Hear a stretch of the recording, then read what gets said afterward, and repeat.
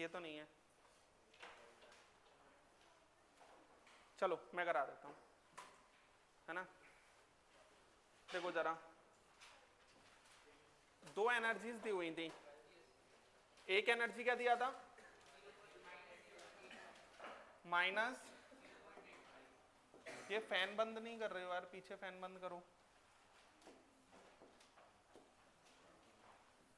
हाँ, एक एनर्जी दिया है माइनस का 0.85 और माइनस 0.544, ठीक है। और क्या दिया है, कितनी स्पेक्ट्रल लाइंस दी हुई हैं, 6। अब एक बात समझो, उसने ये तो बोला नहीं है कि ग्राउंड स्टेट पे आ रहा है कि नहीं आ रहा, लेकिन एक लाइन तो उसने बोली है ना कि 6 स्पेक्ट्रल लाइन से तो ये फॉर्मूला तो ग्राउंड स्टेट पे आए या ऊपर तक आए हर किसी के लिए वैलिड होता है, ये सिखाया था मैंने। तो आप इसको ऐसे लिख सकते हो n2 माइनस n1 और n2 minus n1 plus 1 bye 2 बराबर कितना, 6। तो यहां पर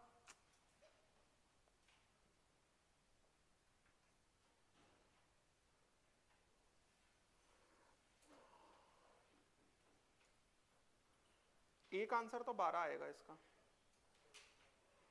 आ ही नहीं होगा किसी का। कुछ होमवर्क भी दिया था मैंने, कर लिया, हाँ पक्का। अगर मुझे बाल्मर का लैम्डा मैक्स निकालना हो तो कैसे निकलेगा,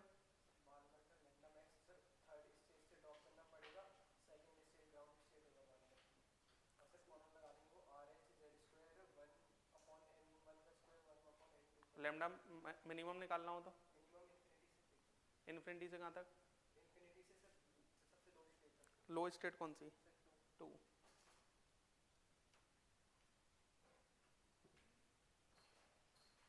अब तो मेरे को उम्मीद है कि आप लोगों को याद हो गए होंगे फॉर्मूले, है ना।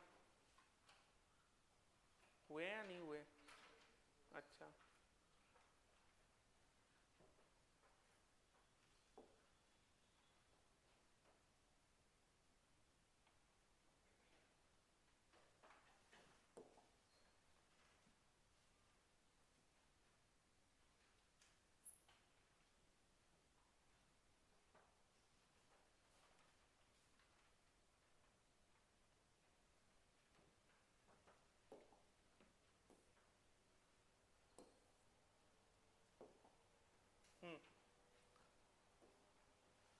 n2 माइनस n1 और n2 minus n1 plus 1 bye 2, इसकी वैल्यू कितनी, 6 थी, ठीक है ना। अगर मान लो ग्राउंड स्टेट होगा तो ऑटोमेटिक n1 1 हो जाएगा, n1 1 हो जाएगा तो ये 1 और 1 ये कैंसिल हो गया और ये n माइनस 1 बचेगा, तो n into n minus 1 by 2 automatic वो दूसरा फॉर्मूला इसी से आ जाएगा अगर ग्राउंड स्टेट की बात होगी तो। यहाँ पर n2 माइनस n1 और n2 minus n1 plus 1 equal to कितना आ रहा है, 12। और इसको देखकर एक बात तो समझ में आती है कि इसका 4 इंटू 3 लेना पड़ेगा, ये समझ में आता है क्यों, क्योंकि n2 माइनस n1 ये एक ज्यादा, इसके दो ही फैक्टर हो सकते हैं, 6 इंटू 2 या फिर 4 इंटू 3। 6 इंटू 2 क्यों नहीं ले सकता, एक अगर 2 होगा तो दूसरा 3 होना पड़ेगा ना, ये बात समझ में आ रही है, क्योंकि n2 माइनस n1 प्लस 1 है ना। तो यहां पर अगर हम बात करते हैं इसमें n2 minus n1 equal to 3 और n2 minus n1 plus 1 equal to 4, तो यहां पर क्या लिख सकता हूं मैं, n2 equal to 3 plus n1, अरे यही आ जाएगा। चलो अब एक हिंट मेरे पास ये थी तो मैंने ये लिख लिया, उसके बाद में माइनस का 0.544 बराबर माइनस का 13.6 Z square upon n1 square. देखो n1 किसे लिखोगे, नीचे वाले को, तो नीचे वाला कौन होगा जिसका कम एनर्जी होगा, तो ये अरे बोलो, ये कम एनर्जी है, ज्यादा ही समझ में आता है, माइनस में ज्यादा तो ओवरऑल कम, है ना। तो ये हमारे पास ये ऊपर वाला होगा तो ये n2 स्क्वायर लिखना चाहिए और माइनस का 0.85 बराबर माइनस का 13.6 Z square upon n1 square, यही आएगा। चलो तो यहां पर अगर हम बात करते हैं ये कैंसिल, अब यहां से तो मैं डिवाइड भी कर दूंगा तब भी मेरे को कुछ नहीं दिखता, लेकिन ना एक बात आप एक कैलकुलेटर से एक वैल्यू निकालना, 0.544 डिवाइडेड बाय 0.85,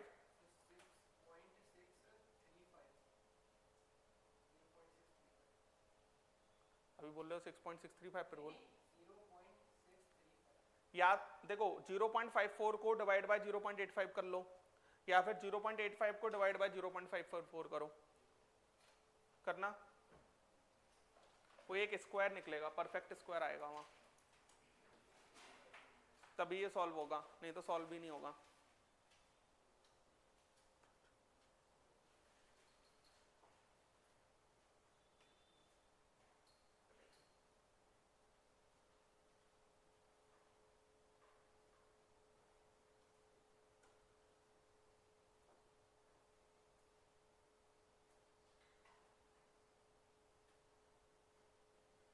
आ रहे हैं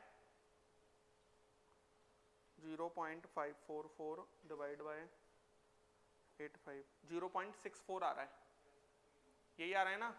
तो ये 0.64 डेटा इस तरीके से दिया हुआ है, मैं क्या करूंगा 1 और ये 2, ये समझ में आया। n2 ऊपर वाला लिया जाता है, इसमें भी ऐसे ही लिया होगा ना, ऊपर वाला सेल मतलब जिसकी एनर्जी ज्यादा होगी, तो ज्यादा एनर्जी माइनस का 0.544 ही होगी। अब मैं क्या करूंगा बच्चों 1 डिवाइडेड बाय 2 कर दूंगा, 1 डिवाइडेड बाय 2 कर दूंगा तो ये 0.64 आ जाएगा। अब ये 0.64 आ जाएगा तो इन दोनों को डिवाइड किया तो ये कैंसिल हो जाएगा, है ना, जेड स्क्वायर भी कैंसिल हो जाएगा, और मेरे पास आ जाएगा n1 square upon n2 square. ये बात समझ में आ रहा है। अब इसके अंदर अगर हम देखते हैं 0.64, तो 0.64 बच्चों 0.8 का स्क्वायर होगा, 0.8 इंटू 0.8 है ना, तो 64 डिवाइडेड बाय 100 दैट इज 0.64, तो ये हमारे पास कितना आ जाएगा 0.8 बराबर n1 अपॉन n2, रूट ले लिया होगा, ये समझ में आता है सभी को। अब उसके बाद में ये 10 आ जाएगा, ये 4 आ जाएगा और ये 5 आ जाएगा।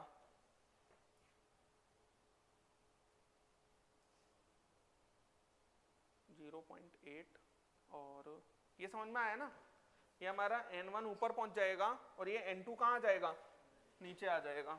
तो यहां पर ये हमारे पास कितना आ रहा है 4n2 बराबर 5n1, है ना, और इसमें n2 बराबर कितना आ जाएगा अपॉन 4, पुट करना है इसको, इसमें 5n1 अपॉन 4 बराबर 3 प्लस n1, तो इसको अगर मैं सॉल्व करूंगा तो ये इस साइड आ जाएगा, तो ये n1 बराबर 12 दिख रहा है, n1 बराबर 12 आ जाएगा और n2 बराबर 15 आ जाएगा।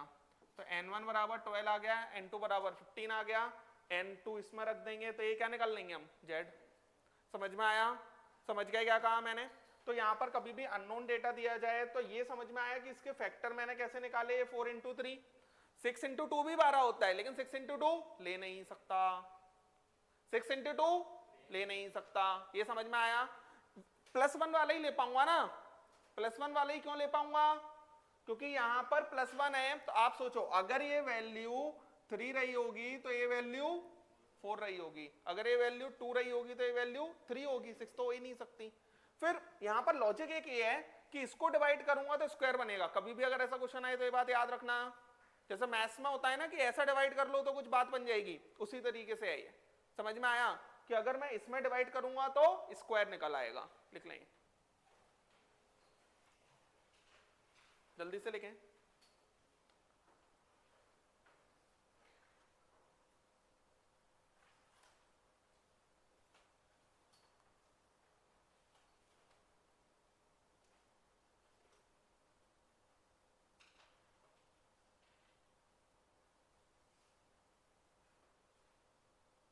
मॉड्यूल बन रहा है, हाँ पूरा बनेगा अगर आप कॉपी को अच्छे से समझ पाते हो तो।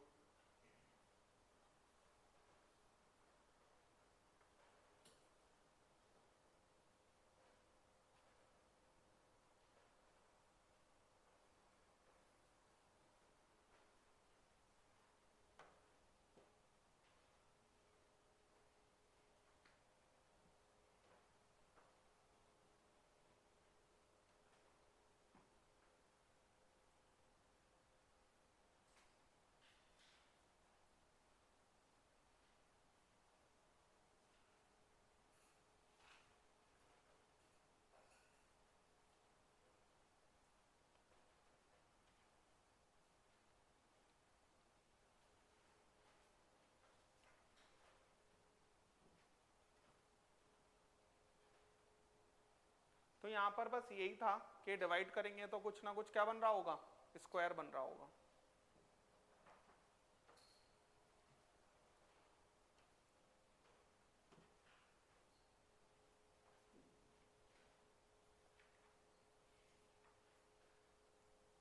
चले आगे। सबसे पहले कॉपी के क्वेश्चंस करो, फिर मॉड्यूल करो।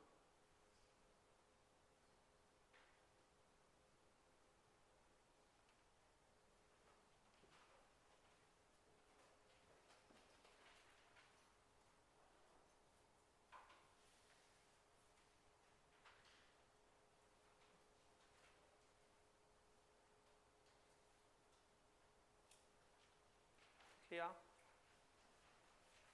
नेक्स्ट क्वेश्चन लिखो। चले आएंगे ना। The electromagnetic radiation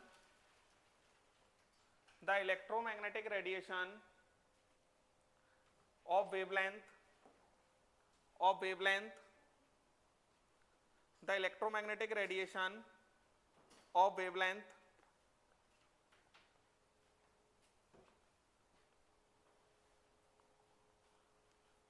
of wavelength 242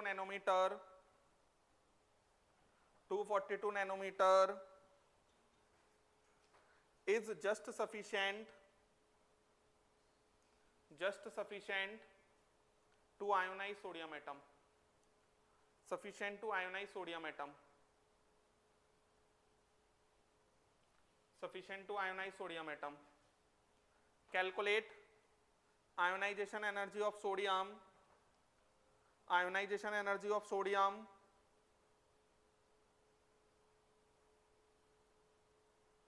in kilojoule per mole.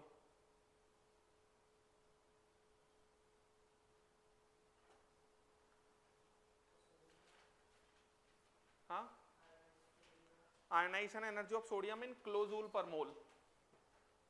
In kilojoule per मोल। एक रेडिएशन मतलब एक फोटोन जा रहा है और वो फोटोन सोडियम सैंपल को, सोडियम एटम को क्या कर रहा है, आयोनाइज कर रहा है। तो वो जितनी एनर्जी दे रहा होगा वही एनर्जी से वो क्या हो रहा होगा, आयोनाइज हो रहा होगा, है ना। करो जरा ट्राई आप 2 मिनट, फिर मैं करता हूँ।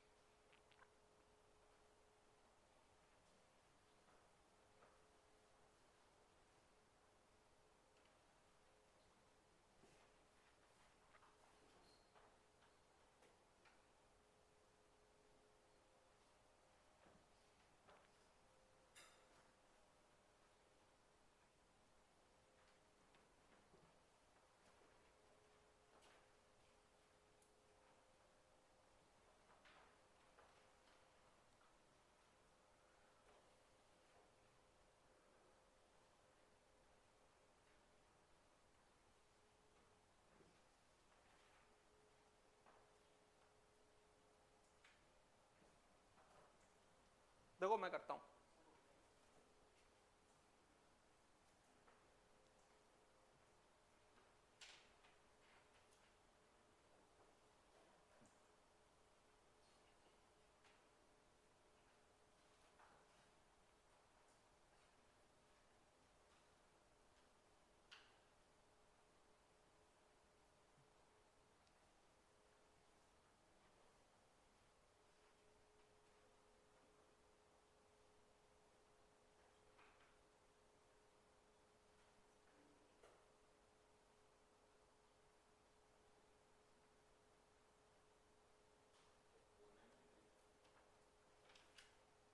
फोर 493, थोड़ा अलग है, थोड़ा सा। थोड़ा सा अलग है।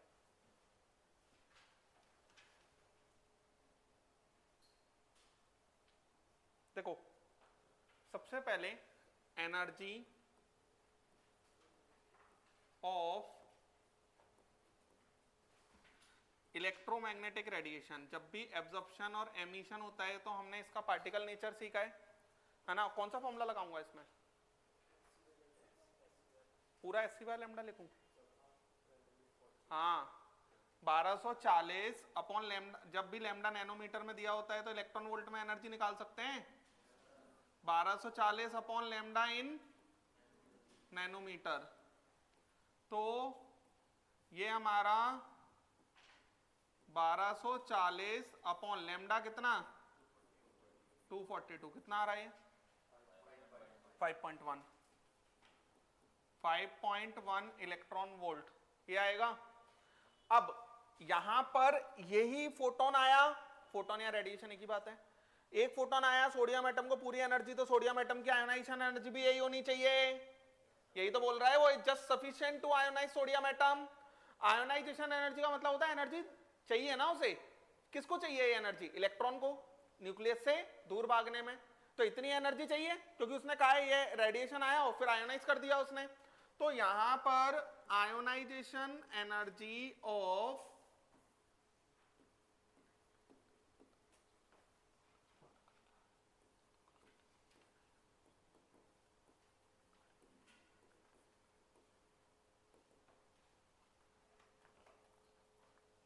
वन सोडियम एटम कितनी 5.1 इलेक्ट्रॉन वोल्ट। अब हम ये जानते हैं कि 1 electron volt equal to 1.6 into 10 to the power minus 19 joule. तो बच्चों ionization energy of 1 sodium atom ये हो जाएगा हमारे पास 5.1 into 1.6 into 10 to the power minus 19 joule. कोई तकलीफ आपको? अब यहां पर ये आ रहा है, लेकिन उसने आंसर किस में पूछा है? किलोजूल पर मोल में, मतलब 1 मोल। और ये तो हमको पता है कि किसी भी सब्सटेंस के 1 मोल का मतलब सिंपल सा होता है Na। किसी भी चीज के 1 मोल, जैसे 1 किलोग्राम का मतलब 1000 ग्राम होता है ना, जैसे कोई डजन होता है, डजन को 12 कहते हैं ना, इसी तरीके से 1 मोल का मतलब 6.022 into 10 to the power 23 species ये होता है। बात समझ में आ रही है? तो यहां पर ionization energy of 1 mole sodium atom ये आ जाए, ये एक सोडियम एटम का है, 10 सोडियम एटम का चाहिए होता तो मल्टीप्लाई बाय 10 हो जाता, 100 सोडियम एटम का चाहिए होता तो मल्टीप्लाई बाय 100 हो जाता। लेकिन यहां पर 5.1 into 1.6 into 10 to the power minus 19 into 6.022 into 10 to the power 23, ये आंसर किस में आ जाएगा? जूल पर मोल। 1 मोल के लिए आ रहा है ना, जूल पर मोल। ये वैल्यू देखो इधर एक बात समझो, 5.1 इंटू 1.6 इंटू 6.022 इंटू कितना आएगा ये 4 है ना, ये आ जाएगा जूल पर मोल। और इसको अगर मुझे किलोजूल करना है तो 1 joule equal to 10 to the power minus 3 kilojoule. तो यहां पर 5.1 into 1.6 into 6.022 into 10 to the power 4 into 10 to the power minus 3 kilojoule per mole. Clear है? तो ये हमारा कितना बचेगा? 10 बचेगा सिर्फ। तो ये हमारे पास 5.1 into 1.6 into 6.022 into 10 kilojoule per मोल। और इस वैल्यू को अगर आप सॉल्व करोगे तो 489.6 आएगी, 489.6 किलोजूल पर मोल, ये आंसर आ जाएगा। क्लियर है? समझ गए ना?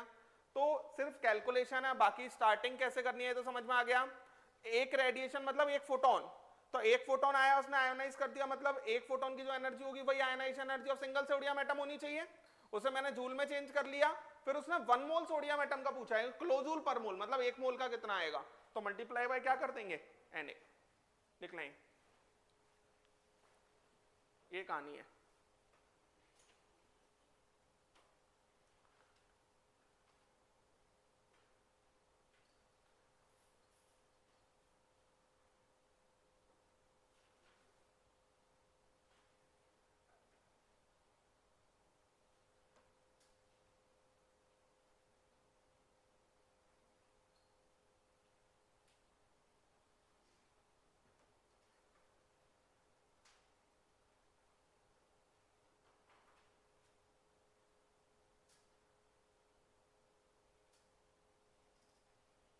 आ गया, समझ गए ना?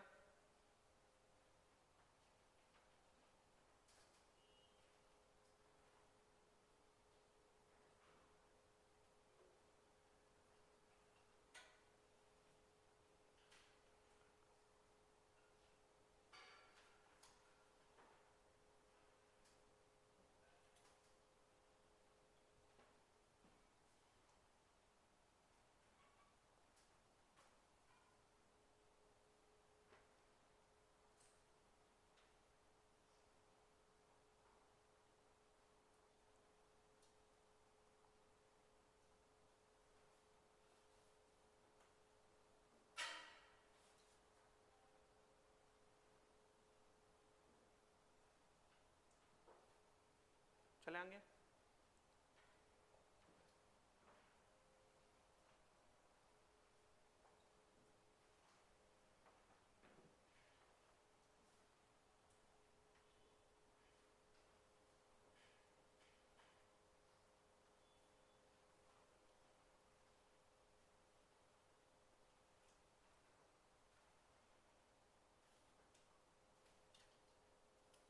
Next, limitations of Bohr's model. Limitations of Bohr's model. Limitations of Bohr's model. Limitations of Bohr's model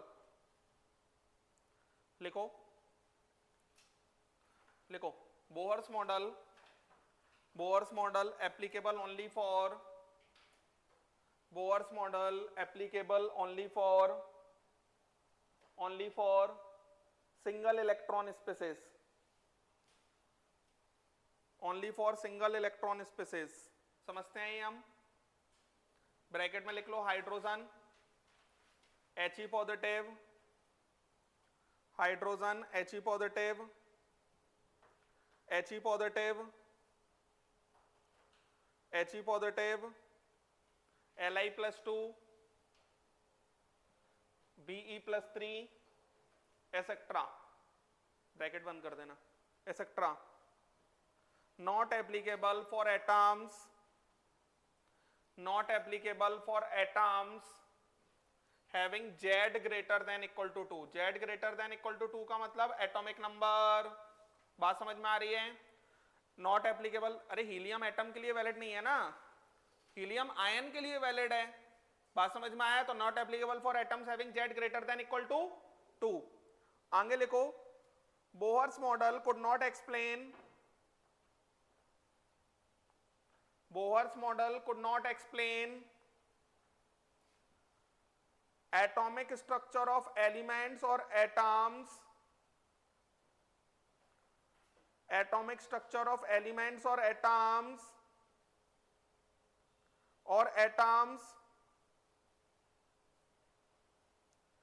atoms having Z greater than equal to 2, having Z greater than equal to 2। सिर्फ single electron के बारे में सब कुछ बताया है इसने, greater than equal to 2। Next point लिखो, Bohr's model could not explain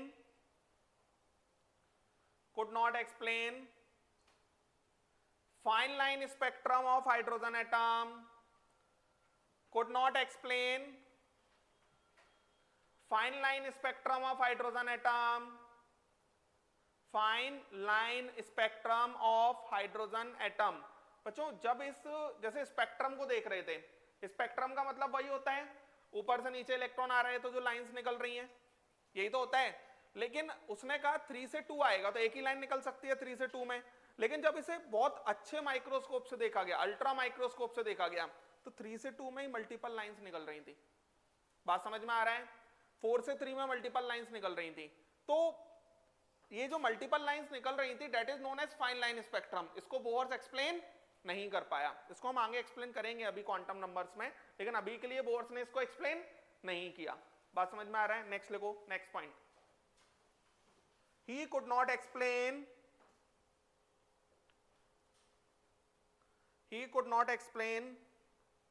splitting of lines. He could not explain splitting of lines under electric or magnetic field. Under electric or magnetic field. ये जो spectral lines निकल रही थी ना, जो electron ऊपर से नीचे आ रहा था तो जो लाइंस निकल रही थी, अगर उस पर इलेक्ट्रिक फील्ड लगाया गया तो वो स्प्लिट हो रही थी, मैग्नेटिक फील्ड लगाया गया तो स्प्लिट हो रही थी। इसको भी एक्सप्लेन नहीं कर पाया। तो इलेक्ट्रिक फील्ड और मैग्नेटिक फील्ड, इलेक्ट्रिक फील्ड में जो स्पेक्ट्रल लाइंस स्प्लिट हो रही हैं उसको कहा जाता है स्टार्क इफेक्ट, नाम है, और इसको कहा जाता है जीमन इफेक्ट। इसको क्या कहा जाएगा? Zeeman effect. लिख लें, Zeeman effect.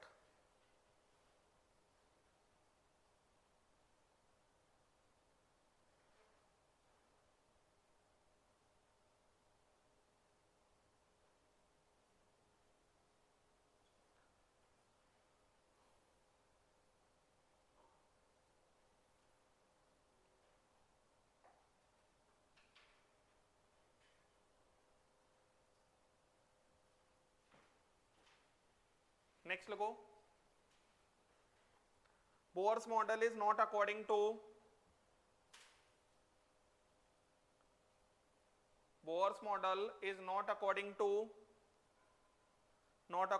quantum mechanical model of an atom, not according to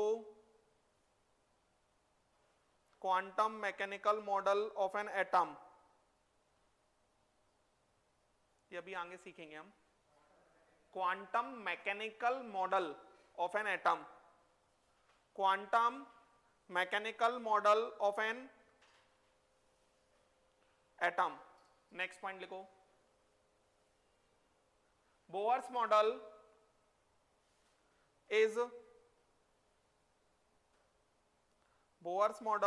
is not according to de Broglie concept, de Broglie, spelling लिख लोगे, DE फिर स्लैश लगा के BROGLIE, de Broglie concept and Heisenberg, देखो Heisenberg की spelling लिख देता हूं मैं, Heisenberg uncertainty principle, Heisenberg uncertainty principle, ठीक है, हाइजेनबर्ग अनसर्टेनिटी प्रिंसिपल। तो बोर्स में बहुत सारी दिक्कतें थी। अब नेक्स्ट दो मॉडल के नाम लिए मैंने, डी ब्रोगली और हाइजेनबर्ग, इनकी ही बात करनी है हमको आज। नेक्स्ट, डी ब्रोगली कंसेप्ट लिखो, de Broglie concept.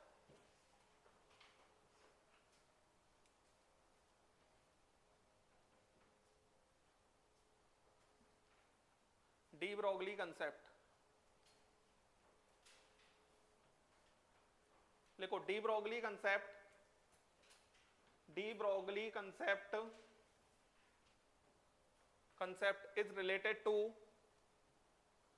is related to dual nature of matter, dual nature of matter,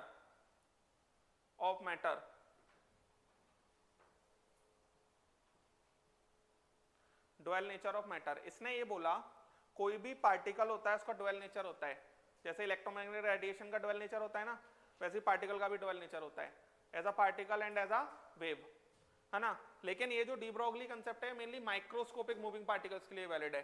microscopic moving particle समझते हो, जिसे हम सिर्फ माइक्रोस्कोप के थ्रू देख सकते हैं। बात समझ में आ रहा है? ऐसे नहीं देख सकते, जो हम देख सकते हैं उनके लिए वैलिड नहीं है। डी ब्रोगली ने क्या बोला कि जैसे मान लो for moving particle, for moving particle of matter, lambda बराबर h upon P, P is momentum, P क्या है, पी इक्वल टू क्या होता है, मोमेंटम बराबर मास इनटू एक्सेलरेशन। हाँ, मास इनटू वेलोसिटी होता है भैया, एफ बराबर होता है, हमें तो ये तो पढ़ा होगा 9th में। एफ बराबर एम ए नहीं पढ़ा 9th में? तुमने मतलब खेल कर दिया, तुमने एफ बराबर एम ए नहीं पढ़ा, अभी मना कर रहे हो तुम। पी बराबर एम बी नहीं पढ़ा, लीनियर मोमेंटम, हाँ लीनियर मोमेंटम होता है ना, नहीं होता 10th में?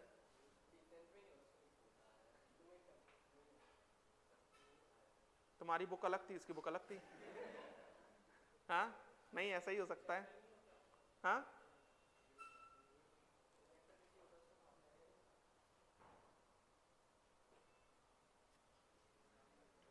चलो कोई बात नहीं, लड़ो मत।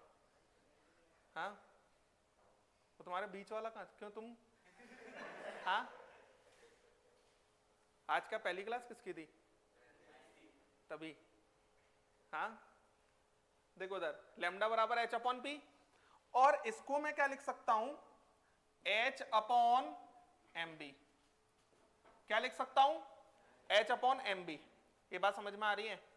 और ये क्या है हमारा वेवलेंथ, ये तो अब पहचान सकते हो, वेवलेंथ एसोसिएटेड विथ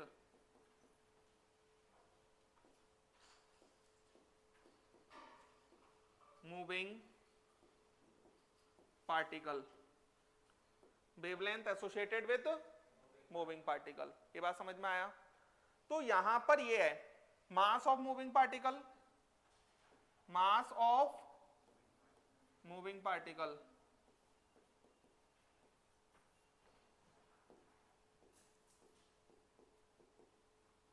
और ये वेलोसिटी ऑफ मूविंग पार्टिकल। लिखो ये,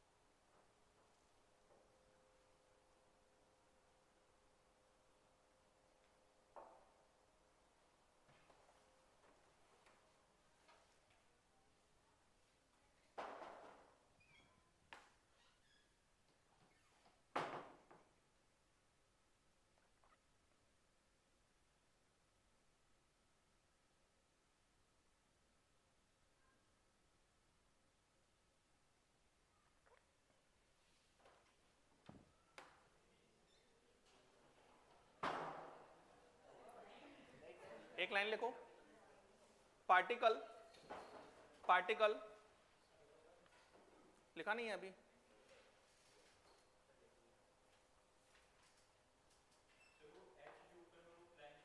हाँ वो तो सेम ही है, वो सेम ही है।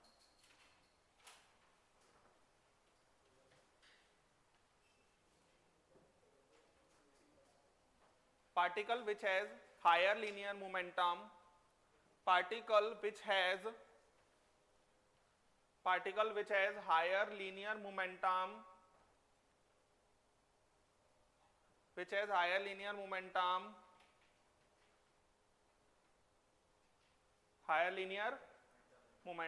has shorter wavelength.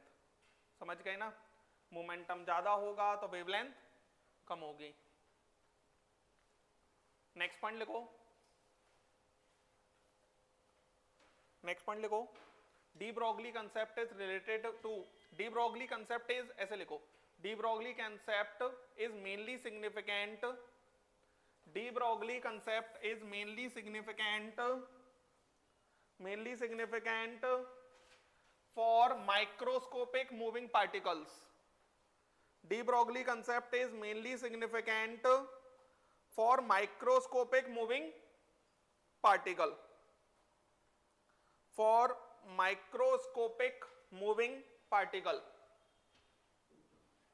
For microscopic moving particle. समझ गए? तो जैसे मान लो for, लेकिन निकालेंगे तो मैक्रोस्कोपिक के लिए भी निकाल सकते हैं de Broglie wavelength. For moving electron के लिए डी ब्रॉगली वेवलेंथ लैम्डा बराबर क्या हो जाएगा? H upon mv. क्या हो जाएगा? H upon mv. लैम्डा क्या होगा? Wavelength associated with moving electron. ये क्या होगा? मास ऑफ मूविंग इलेक्ट्रॉन, और ये velocity of electron.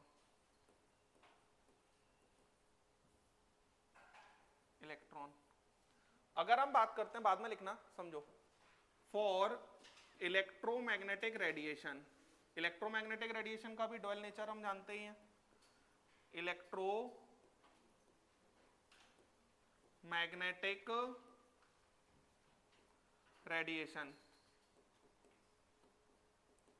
Electromagnetic radiation की अगर हम बात करते हैं तो इलेक्ट्रोमैग्नेटिक रेडिएशन मतलब फोटोन, और फोटोन के केस में जब भी वेवलेंथ पूछेगा ना तो मास नहीं देगा वो आपको, तो हमें मास के अलावा हमें फॉर्मूला निकालना पड़ेगा. तो ये तो हम जानते हैं कि लैम्डा बराबर क्या होता है? H upon m c. Speed of light से ही चलता है ये तो. और E बराबर mc².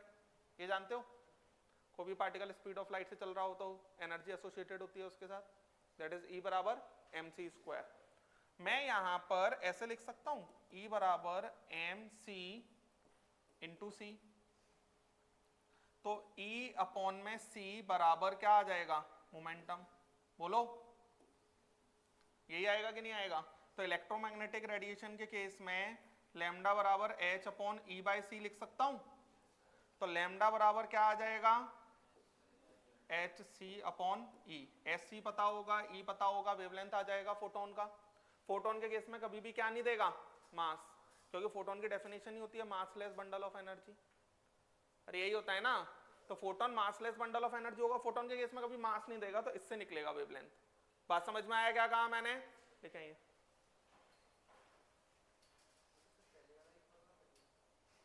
कौन सा?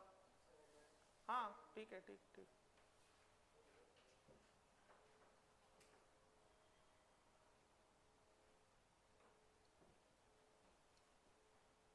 क्वेश्चन करते हैं.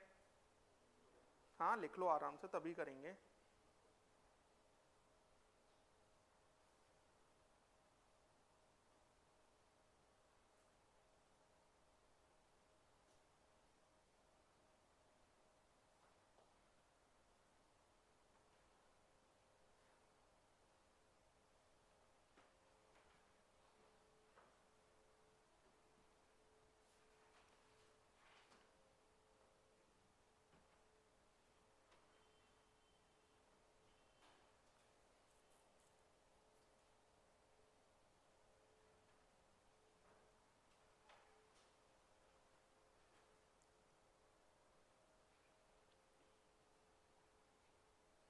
तो डी ब्रॉगली का एक सिंपल फॉर्मूला हमारे पास आ गया, डेट इज लैम्डा बराबर H upon mv.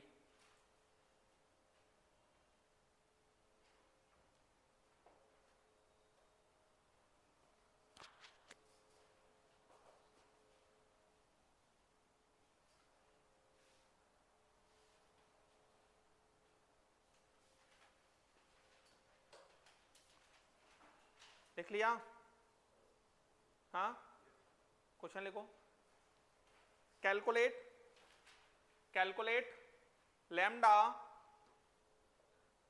Lambda associated with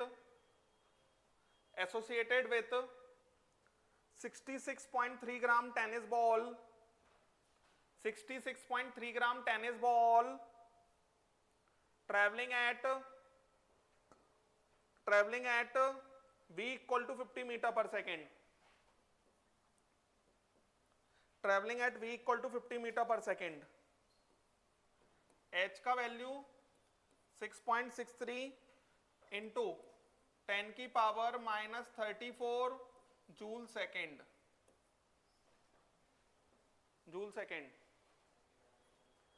पता है इसमें जैसे लैम्डा बराबर h अपॉन एम भी होता है, तो मास किस में रखा जाएगा? किलोग्राम में, और v किस में रखा जाएगा?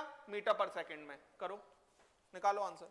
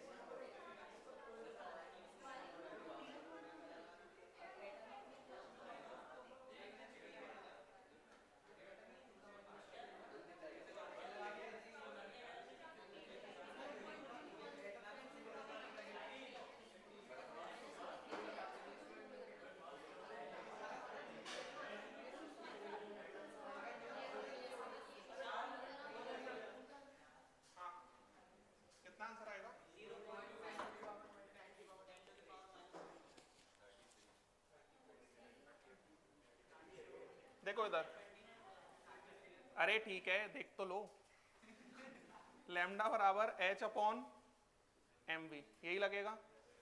तो h है हमारे पास 6.63 into 10 to the power minus 34 upon में m कितना है, हाँ 66.3 इंटू 10 टू द पावर -3। अरे किलोग्राम आएगा ना, ग्राम दिया हुआ है, यूनिट मुझे किलो, देखो जहां पर भी मैं कोई यूनिट के बारे में बताऊं नहीं ना अगर आपको, तो उस फॉर्मूले में हमेशा यूनिट किस में रखनी है, एसआई यूनिट में। और एसआई यूनिट में रखोगे तो मास के किलोग्राम रखेंगे, वेलोसिटी कितनी है 50 मीटर पर सेकंड, तो ठीक है 50 तो बोलो। ये ऊपर चला जाएगा तो 10 टू द, पहले तो ये 10 टाइम्स आ जाएगा, ये 10 टाइम्स आ जाएगा, 10 टू द पावर -2 आ जाएगा, फिर ये 10 टू द पावर -1 आ जाएगा, तो 1 अपॉन में 5 इंटू 10 टू द पावर कितना -33, यही आएगा। और 1/5 कितना हो जाएगा 0.2 इंटू 10 टू द पावर -33, तो 2 into 10 to the power -34 metre. तो एक्चुअल में वेवलेंथ हमने निकाल दी है, लेकिन इसका कोई लॉजिक नहीं है, इतनी कम वेवलेंथ दिखेगी नहीं, कुछ एग्जिस्ट ही नहीं करेगी। जो चीज हम देख सकते हैं वो उसकी वेवलेंथ निकालना तो वो मतलब बस निकाल देंगे फॉर्मूले से, लेकिन एक्चुअल में उसका रियल एग्जिस्टेंस क्या है, कुछ भी नहीं। बात समझ में आया? टेनिस बॉल तो देख सकते हैं ना हम, तो उसका डुअल नेचर हम नहीं मानेंगे, डुअल नेचर मेनली हम उनका मानेंगे जिनको हम देख नहीं सकते। बात समझ में आया? माइक्रोस्कोपिक मूविंग पार्टिकल्स का। लेकिन ठीक है, अगर दे रखा होगा तो हम निकाल देंगे, लिख लें। नेक्स्ट क्वेश्चन करें, कर लिया होगा ना ये तो। नेक्स्ट क्वेश्चन लिखो, calculate lambda associated with electron,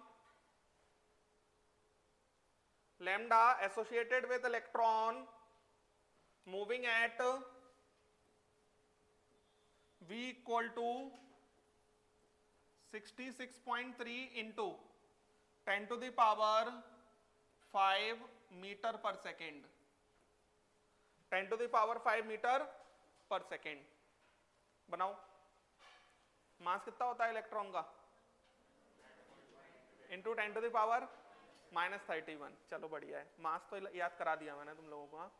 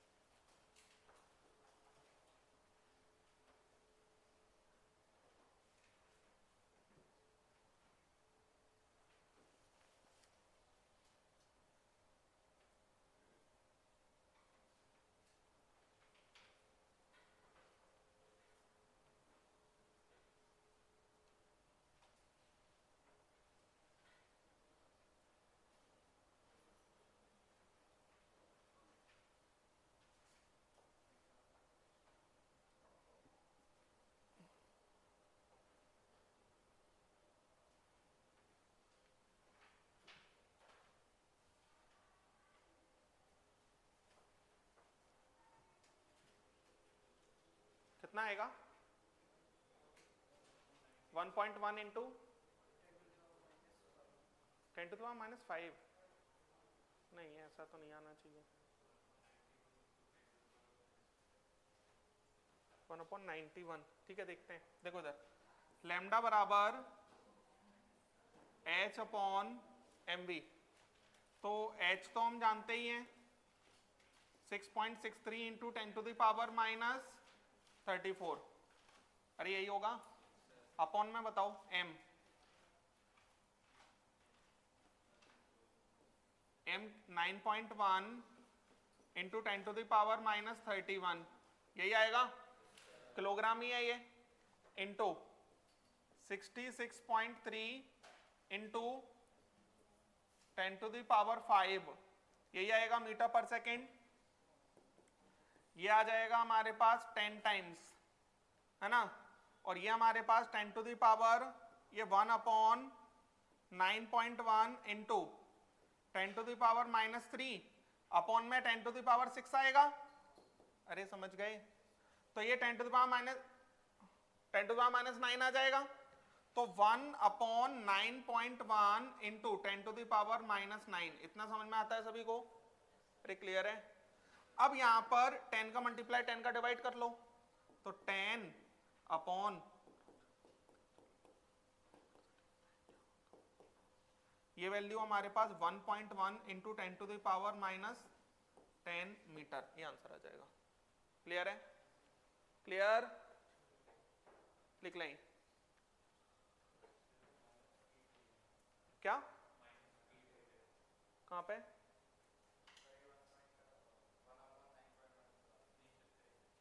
सही है ना, ऊपर जाएगा ना, 10⁻10 ही तो होगा। ये डी ब्रोगली का फर्स्ट स्टेटमेंट था, लैम्डा बराबर h/mb। टोटल 3 बातें हमें डी ब्रोगली में सीखनी है। सेकंड और थर्ड बात बहुत इंपॉर्टेंट है, उसी पर क्वेश्चन आएगा। ये लिख लिया? लिखो, चले आगे। अकॉर्डिंग टू डी ब्रोगली, लिखो, according to de Broglie, according to de Broglie, circumference of orbit, circumference of orbit, circumference of orbit must be integral multiple, must be integral multiple of its wavelength. Circumference of orbit must be integral multiple of its wavelength.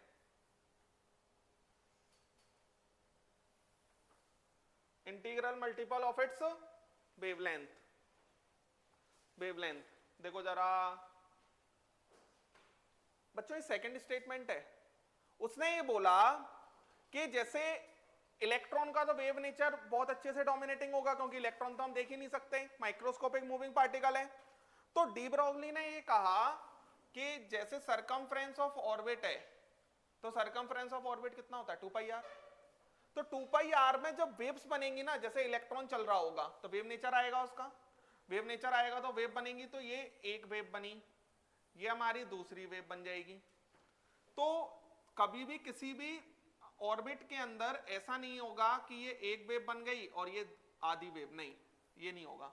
हमेशा wave 1 बनेगी, 2 बनेगी, 3 बनेगी, 4 बनेगी, 10 बनेगी, 15 बनेगी, 20 बनेगी, ऐसे बनेगी।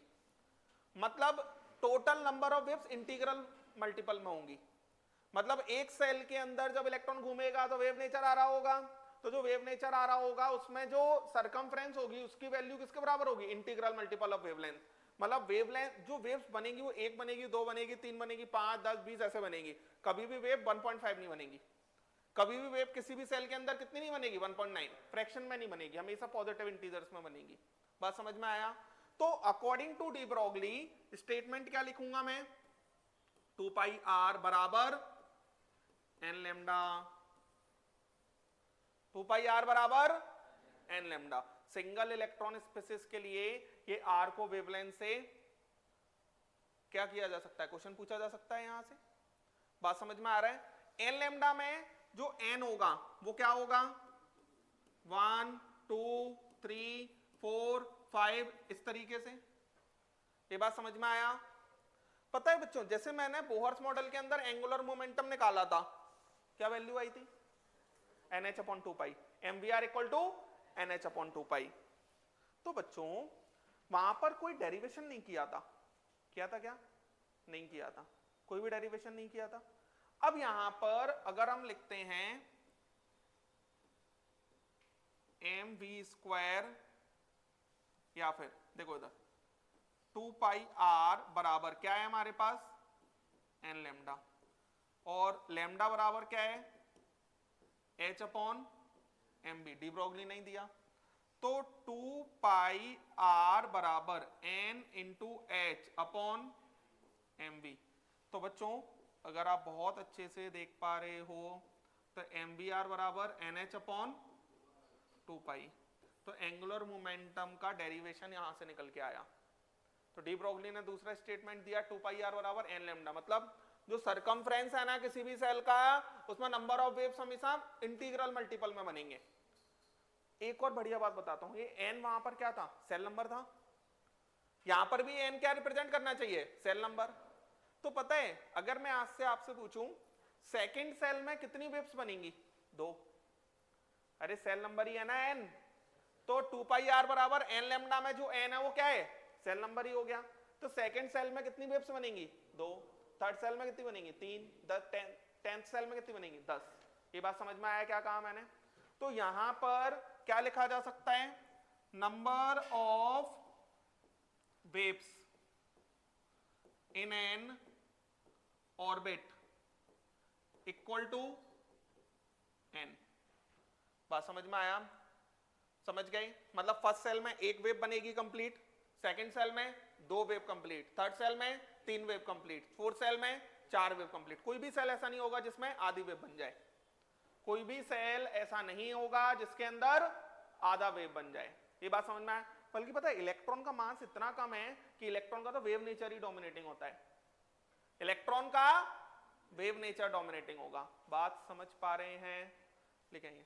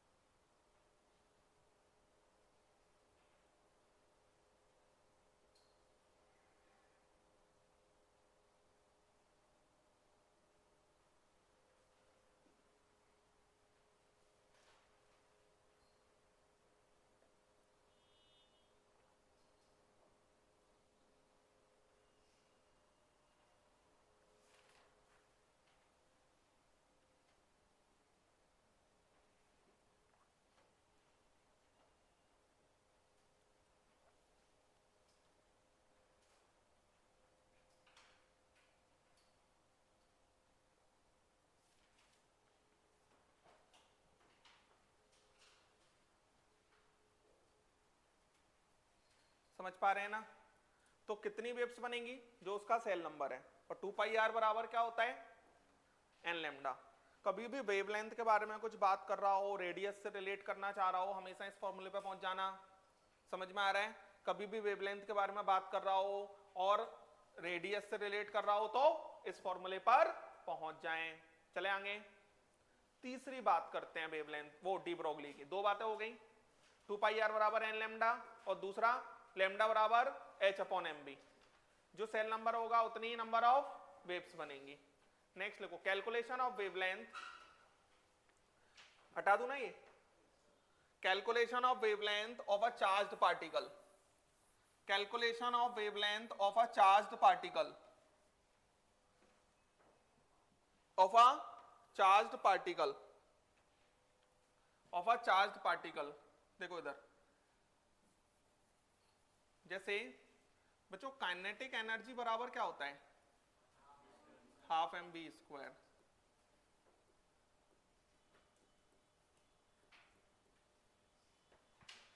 चलो ये छोड़ो अभी, काइनेटिक एनर्जी बराबर हाफ एम बी स्क्वायर होता है ना। तो 2 इंटू काइनेटिक एनर्जी बराबर m इंटू वी स्क्वायर, ये लिख सकते हैं।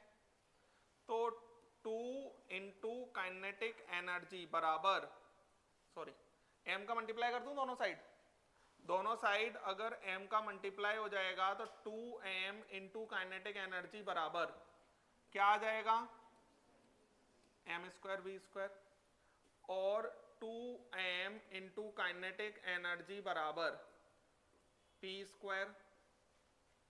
बोलो, तो p बराबर under root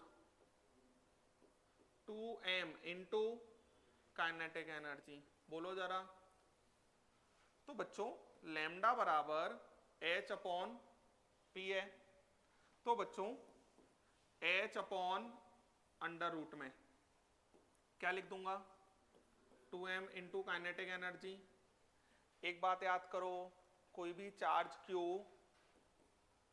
if a charge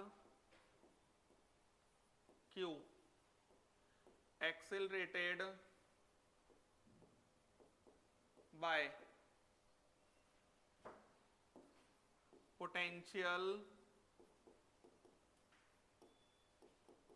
difference equal to v volt, तो इसकी काइनेटिक एनर्जी कितनी हो जाती है, कितनी इंक्रीज हो जाती है। If a charge q accelerated by a potential difference of v volt, then its kinetic energy increases by q into v। सिखाया था 1 इलेक्ट्रॉन वोल्ट में। अरे जब 1 इलेक्ट्रॉन वोल्ट समझा रहा था तब मैंने ये लाइन बताया था, या फिर याद कर लो, कभी भी कोई charge q potential difference v से एक्सेलरेट होता है तो उसकी काइनेटिक एनर्जी qv हो जाती है, उसकी काइनेटिक एनर्जी qv हो जाएगी। तो लैम्डा बराबर क्या आ जाएगा यहाँ h अपॉन में अंडर रूट में 2m into q into v। v क्या है पोटेंशियल डिफरेंस, q क्या है चार्ज। ये दो फॉर्मूले बहुत ज्यादा इंपॉर्टेंट हैं, इन पर क्वेश्चन पूछा जाएगा। कभी भी मूविंग पार्टिकल होगा उसकी वेवलेंथ पूछी जाए यहां से निकल आएगा, है ना। और अगर चार्ज q है पोटेंशियल डिफरेंस v से एक्सेलरेट किया तो यहां से निकल आएगा। ये बात समझ में आया। और अगर मैं यही इलेक्ट्रॉन के लिए लिख लूं, फॉर इलेक्ट्रॉन, इलेक्ट्रॉन के लिए मास फिक्स है 9.1 into 10 to the power minus 31 kilogram, और Q फिक्स है कितना 1.6 into 10 to the power minus 19 coulomb. H की वैल्यू तो फिक्स है ही 6.63 लिख लेते हैं into 10 to the power minus 34 joule second. ये सारी वैल्यूज अगर मैं रख दूंगा इसके अंदर, सिर्फ इलेक्ट्रॉन के लिए ये फॉर्मूला हो सकता है, तो लैम्डा इन एंगस्ट्रॉम बराबर क्या आ जाएगा अंडर रूट में 150 अपॉन में v। ये वैल्यू निकल के आ जाएगी। लेकिन ये फॉर्मूला सिर्फ और सिर्फ किसके लिए है, इलेक्ट्रॉन के लिए। बात समझ में आया, समझ गए। तो इलेक्ट्रॉन के लिए ये लगा सकते हैं, बाकी के लिए ये जनरल के लिए फॉर्मूला हो गया। लिखेंगे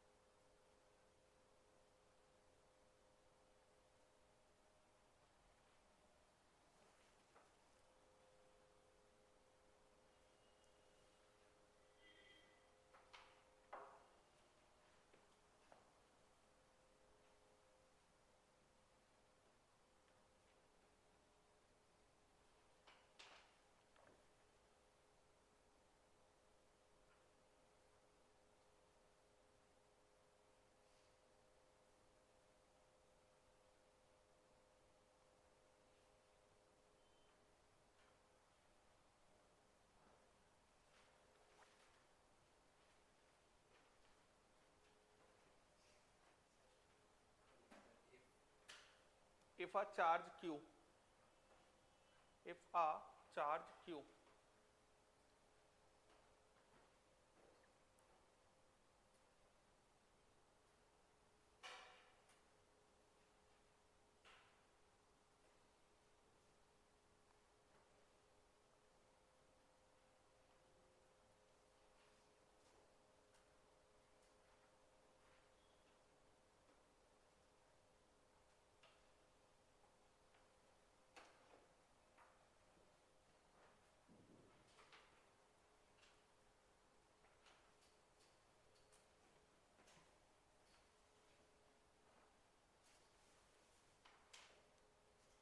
किया,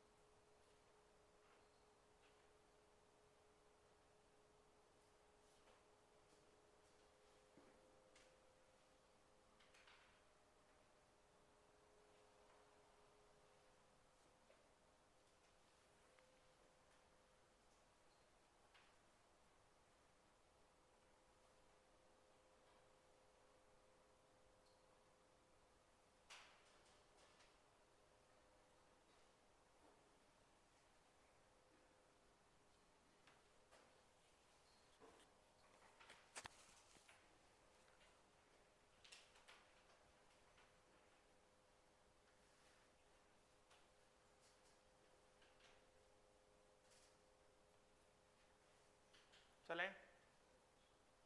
तो पूरा डी ब्रोगली अगर हम बात करते हैं, देखो इधर पूरा डी ब्रोगली सिर्फ और सिर्फ 3 इक्वेशन सिखाई हैं मैंने। लैम्डा बराबर एच अपॉन एम बी, दूसरा 2 पाई आर बराबर एन लैम्डा, तीसरा फॉर्मूला क्या सिखाया, लैम्डा बराबर एच अपॉन में अंडर रूट में 2m के ई, और अगर चार्ज Q है, पोटेंशियल डिफरेंस V है, तो H अपॉन में अंडर रूट में 2m इंटू QV, और इलेक्ट्रॉन के लिए लैम्डा इन एंगस्ट्रॉम बराबर अंडर रूट में V। बात समझ में आया? ये फॉर्मूले सिखाया मैंने सिर्फ और सिर्फ। एक दो क्वेश्चन कर लेते हैं, मुझे मॉड्यूल दो, मॉड्यूल में से ही कराता हूँ।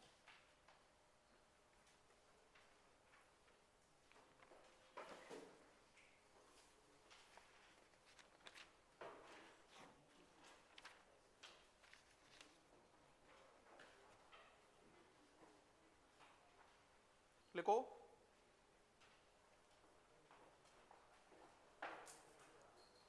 through what potential difference, through what potential difference,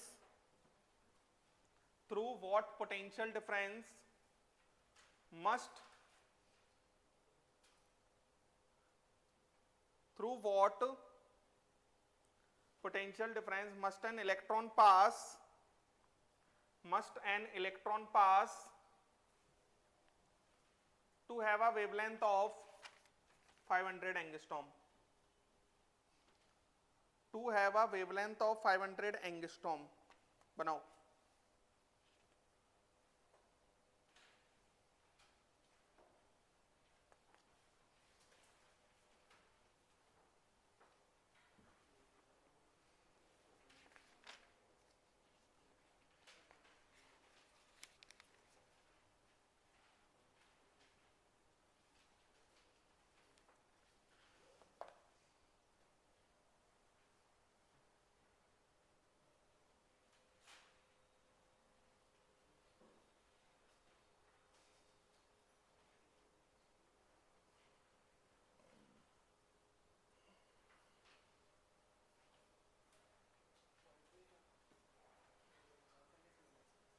answer point में आए तो पॉइंट में दे दो,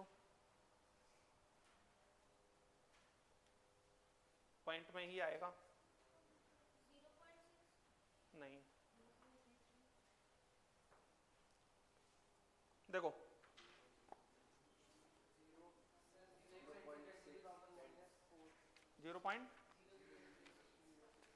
0.00006, हाँ करीब करीब 0.0006 ये आएगा। 0 पॉइंट क्या बोला था, 0.06 बोला था ना, हाँ 0.00006, 5.97 इंटू 10 टू द पावर -4 है आंसर इसमें, तो वो वही आ रहा होगा। देखो इधर सिंपल है ना, ये लैम्डा इन एंगस्ट्रॉम बराबर अंडर रूट में 150 अपॉन V, तो इलेक्ट्रॉन के लिए तो ये लग जाएगा, और उसने कितना दिया है 500, तो 500 एंगस्ट्रॉम बराबर अंडर रूट में अब ये स्क्वायर करना पड़ेगा, इसको स्क्वायर करने के लिए आप इसे 5 इंटू 10⁻², लिख लो। अरे एंगस्ट्रॉम में दिया है तो एंगस्ट्रॉम में रख दिया, नहीं तो मुझे एंगस्ट्रॉम में चेंज करना पड़ता, तब ये फॉर्मूला लगा पाता।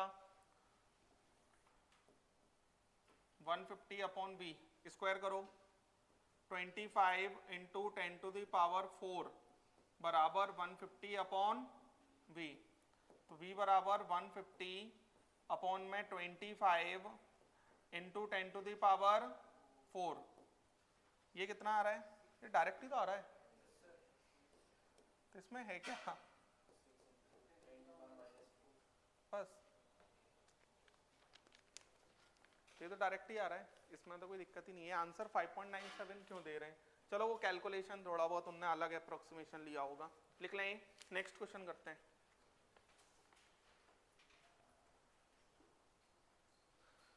लिख लो जल्दी से, लेकिन ये फॉर्मूला सिर्फ और सिर्फ इलेक्ट्रॉन के लिए वैलिड है।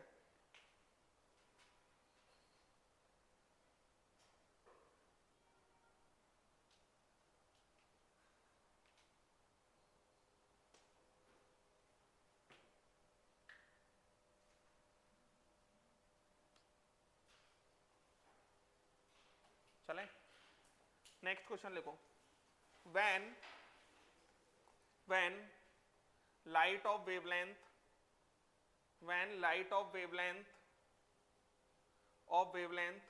248 nanometer falls on a metal of threshold energy 3.0 electron volt, 3.0 electron volt. The de Broglie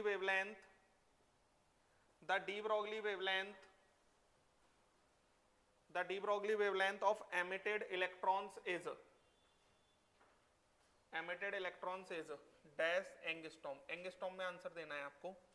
√3 दे रहा है ये आपको, √3 1.73, और h की वैल्यू दे रहा है ये आपको, बात मत करो, 6.63, लेकिन इसकी जरूरत पड़ेगी नहीं।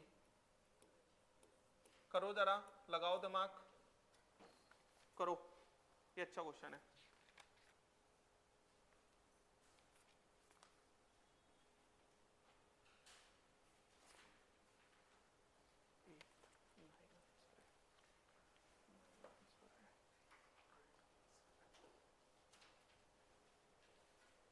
बनाओ।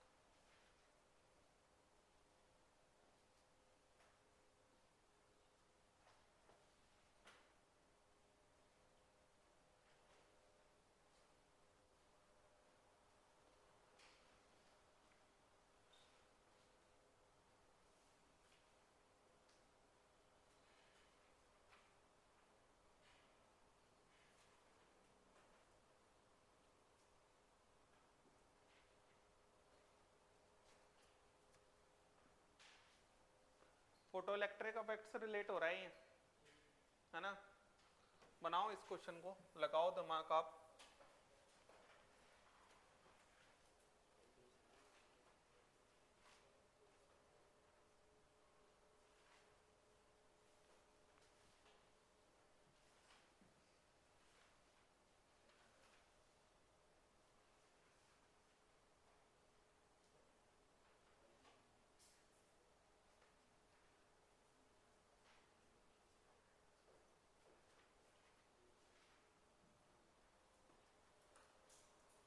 बताएं आंसर।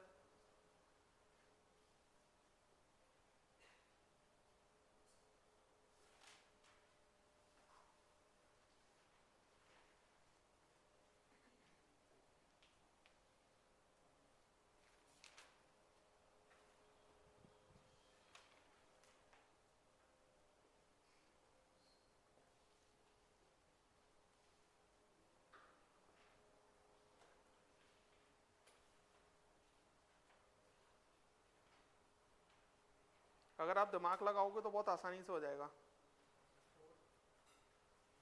नहीं, हाँ एंगस्ट्रॉम में ही आंसर देना है।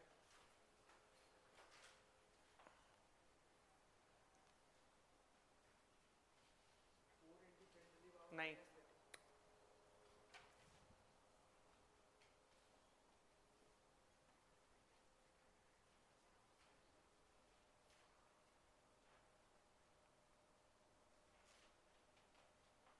देखो मैं करता हूं, है ना, नहीं आ रहा होगा आप लोगों को। व्हेन लाइट ऑफ वेवलेंथ, तो सबसे पहले तो एनर्जी निकाल सकते हैं किसका, फोटोन का। अरे निकाल सकते हैं, 1240 अपॉन 248, कितना आ रहा है ये 5, तो ये 5 इलेक्ट्रॉन वोल्ट आ गया। अब समझना मेरी पूरी बात को बहुत अच्छे से, 5 इलेक्ट्रॉन वोल्ट आ गया, ठीक है। अब ये 5 इलेक्ट्रॉन वोल्ट का फोटोन गया किसके पास, मेटल सरफेस के पास।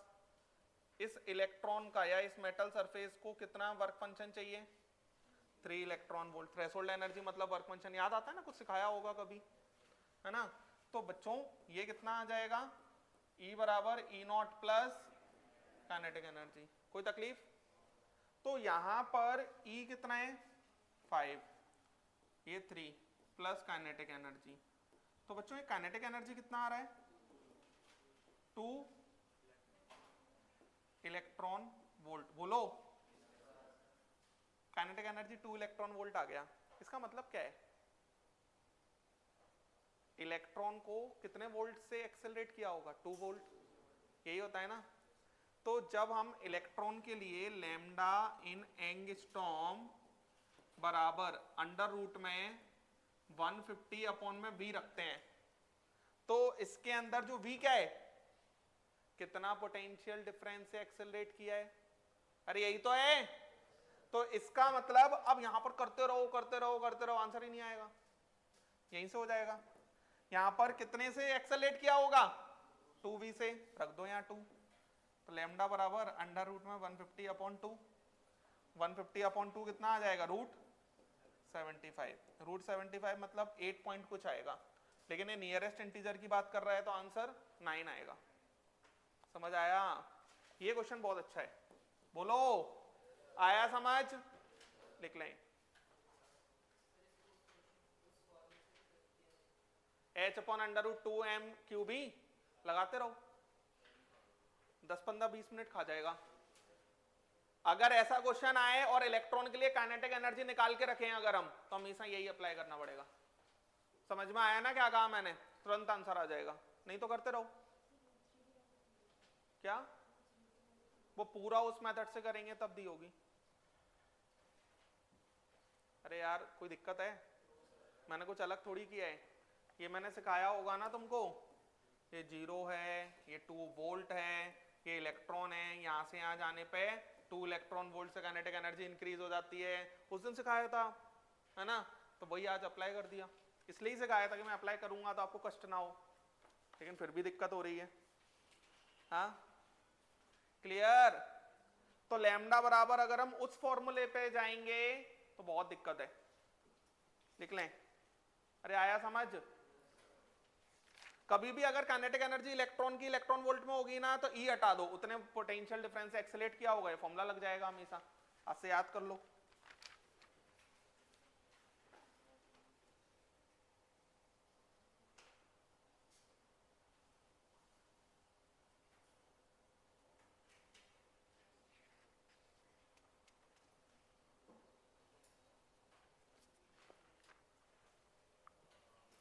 जब भी आप रिवीजन करो ना, आप जैसे एटॉमिक स्ट्रक्चर का रिवीजन करो आप, तो आपको रिवीजन करना चाहिए बोहर्स से लेके बोहर्स वाला पूरा, और जैसे आज ये डी ब्रोगली पढ़ा दिया मैंने, इतना रिवीजन करना चाहिए। इतना रिवीजन करके फिर आप मॉड्यूल लगाओ, आप पे मान लो क्वेश्चन नहीं बना, फिर आप कॉपी खोलो, ऐसे करके संघर्ष कर करके फिर हम सीखते हैं। सर डरावना सा दिख रहा है, चलो सर से ही पूछेंगे, खत्म हो गया बात। तो फिर इससे आप नहीं सीख पाओगे, कभी नहीं सीखोगे। समझ आ रहा है क्या कह रहा हूं? तो आपको बहुत अच्छे से पहले तो हर फॉर्मूला आना चाहिए। जैसे फोटो इलेक्ट्रिक इफेक्ट, जैसे ही दिमाग में जैसे क्वेश्चन क्लिक किया फोटो इलेक्ट्रिक इफेक्ट का है, तो E बराबर E0 प्लस काइनेटिक एनर्जी चमकना चाहिए। फिर ई नॉट को थ्रेशोल्ड एनर्जी या वर्क फंक्शन कहा जाता है। समझ में आ रहा है।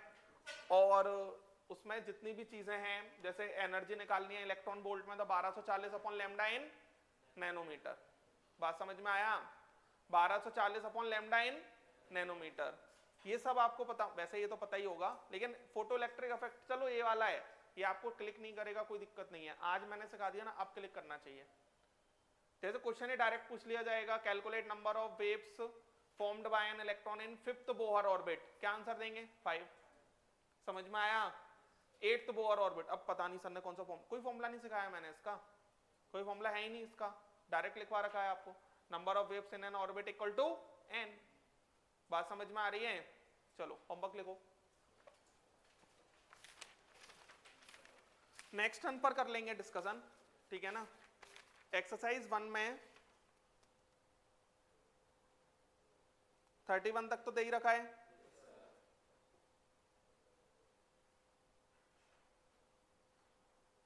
थर्टी टू 33 एक्सरसाइज 2 में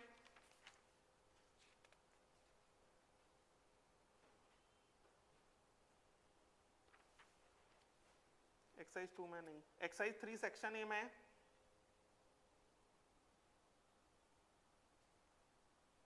8th मैंने करा दिया, लेकिन लिख लो आप 8th 9 10 10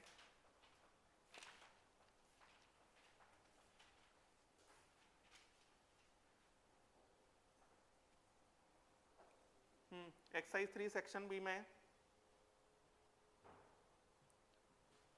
2nd 3rd 4th 5 6 7 8 9 ये तो सारे दे रखे होंगे। 10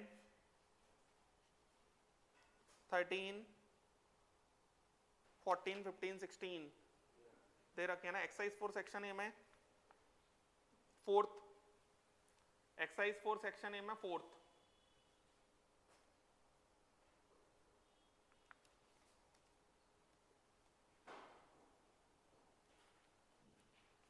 थर्टीन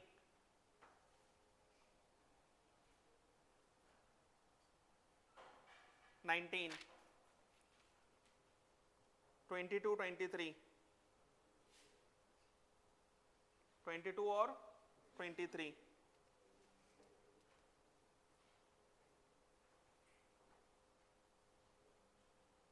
एक्सरसाइज 4 सेक्शन बी में